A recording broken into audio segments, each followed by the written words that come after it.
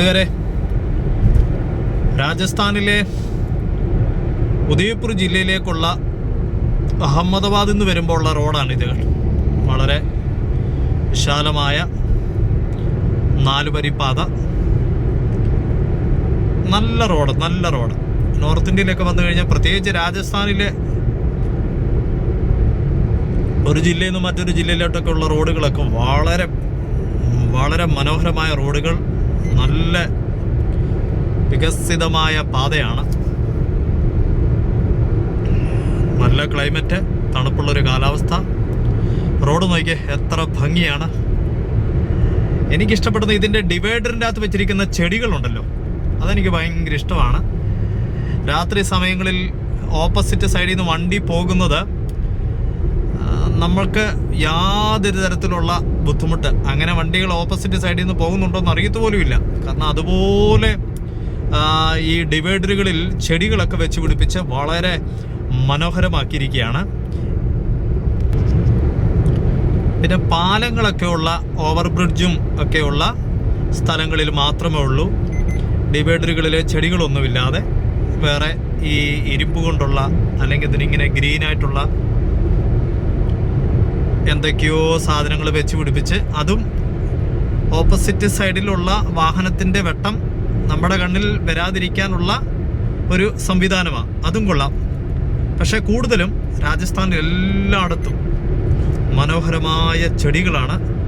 നോക്കെ, എത്ര നല്ല നിലവാരമുള്ള റോഡാണ്. ഇത് കണ്ടു കഴിഞ്ഞാൽ നമ്മൾ ഓർക്കും ഏതാണ്ട് അറബ് രാജ്യങ്ങളിൽ കൂടെയും വിദേശ രാജ്യങ്ങളിൽ കൂടെയൊക്കെ യാത്ര ചെയ്യുന്ന ഒരു പ്രകൃതി, ഒരു ഫീല് നമുക്ക് ഈ രാജസ്ഥാനിൽ കൂടെ യാത്ര ചെയ്യുമ്പോൾ നമുക്ക് കിട്ടുന്നുണ്ട്. പർവ്വതങ്ങളാണ് ചുറ്റുപാട് മുഴുവൻ, പർവ്വതങ്ങളും ഗ്രാമങ്ങളും. നല്ല കാല് കൊടുത്ത് നന്നായിട്ട് പറപ്പിച്ച് വിടാൻ പറ്റുന്ന നല്ല നിലവാരമുള്ള റോഡാണ്. ഇനി നമ്മുടെ നാട്ടിലും പുതിയ എക്സ്പ്രസ് വേ ഒക്കെ വരുന്നുണ്ടല്ലോ, ആ ഹൈവേ ഒക്കെ പണിയൊക്കെ കഴിയുമ്പോഴത്തേനും നമ്മുടെ നാട്ടിൽ ഇതുപോലെയൊക്കെ ആവും. പക്ഷേ ഡിവൈഡറുകൾ വേണം. ഡിവൈഡറുകളിൽ ഗവൺമെൻറ് ഓപ്പോസിറ്റ് സൈഡിലുള്ള വാഹനത്തിൻ്റെ വെട്ടം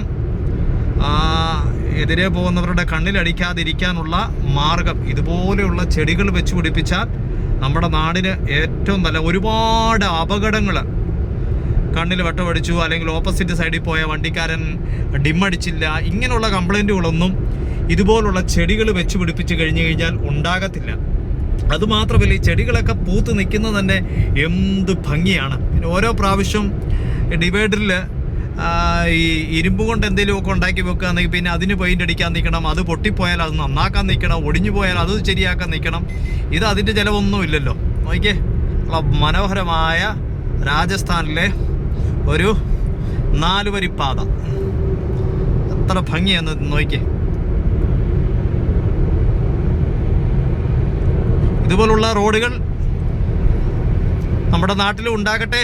അത് മാത്രമല്ല, വിദേശ രാജ്യങ്ങളിൽ മാത്രമല്ല നമ്മുടെ രാജ്യത്തും ഉണ്ട്.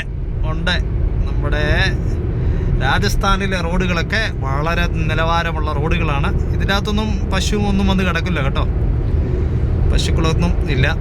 പശുക്കളൊക്കെ ഈ പഞ്ചായത്ത് റോഡുകളിലാണ് കൂടുതലും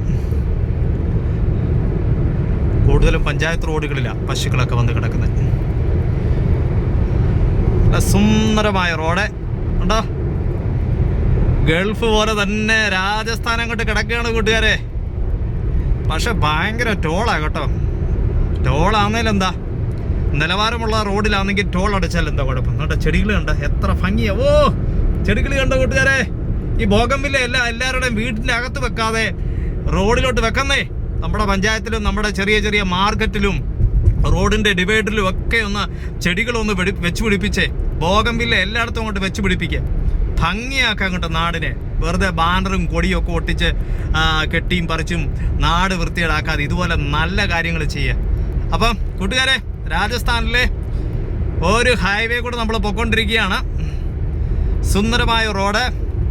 വിദേശ രാജ്യങ്ങളിൽ മാത്രമല്ല, നമ്മുടെ നാട്ടുകാർ വിചാരിച്ചാലും നടക്കും. നമ്മുടെ കേരളത്തിലെ റോഡ് ഇതുപോലെയൊക്കെ ആവുമെന്ന് വിശ്വസിക്കുന്നു.